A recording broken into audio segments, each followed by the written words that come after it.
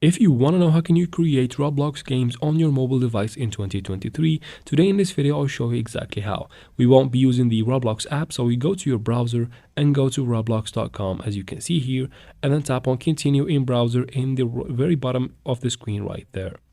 Now from here you need to go ahead and switch to the desktop version of this website, so tap on the three dots in the top right corner right there, and then tap on desktop site right here.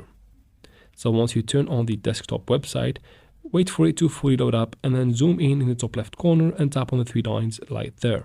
Now tap on avatar, and then from here tap on create in the top right here. It's very small. Just go ahead and tap on it. It will take you basically to this screen.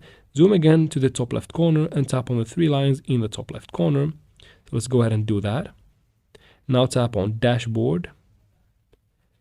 Once your dashboard loads up, you need to tap on development items right here in the right side of the screen. Wait for this to load up again. Now zoom in right here and tap on open studio. Wait for a couple of seconds, then tap on download studio right here. Once it downloads, you can go ahead and use it from there. And that is it for this video, guys. I hope it was useful. Please like and comment down below. Don't forget to subscribe for future videos like this one. Thank you very much for watching.